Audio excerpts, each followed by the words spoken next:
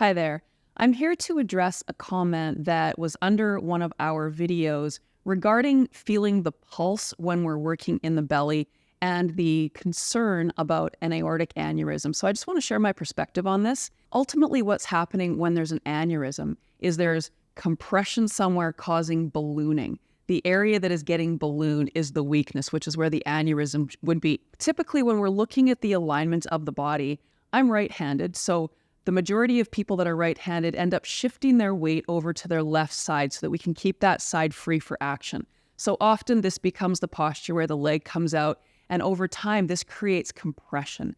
It's really putting a lot of stress and pressure into this area. This is where the aorta, which is basically like a straw coming out of the heart to feed blood everywhere, it comes right out of this space. So when we compress and we collapse over time, this is really what's causing that weakness in that blood vessel. I'm just going to get down onto the floor now so I can share with you when we're doing the position on the belly, why this is actually a positive thing. And it's not only when we're standing that there's compression in this area. So many of us are sitting in front of a computer for multiple hours a day, and the computer posture itself, it creates this internal rotation of the arms. It causes this collapsing of the rib cage into that core space, which again is putting tremendous pressure and stress inside the body of a force up to 2,000 pounds per square inch. That's a really incredible force that just our posture is putting inside of our body all the time. So the goal of what we're teaching here with fascia decompression is to release that tension in the body so that the areas that are compressed can release, and then those areas of weakness and ballooning, they can start to settle back in and become balanced again. So when we're doing the work on the towel or the block and you're on the belly, I'm just going to get into this position. So first of all, we get right onto that belly button position, and then we share to stay up on the elbows. And we also share that your breath is your guide. So if any of this is causing angst or stress in your body knows what to do, and it will respond with a stressed breath. So we always educate that your breath is your guide, meaning as long as you're breathing in a relaxed way, you are feeding and healing an area. If anything hurts too much that it takes that relaxed breath away, then that's your body saying, no, we don't want to be doing this. And the reality is you're in control. So even as I'm sitting here, I can actually feel that pulse of the aorta. So I'm just going to come out of position now.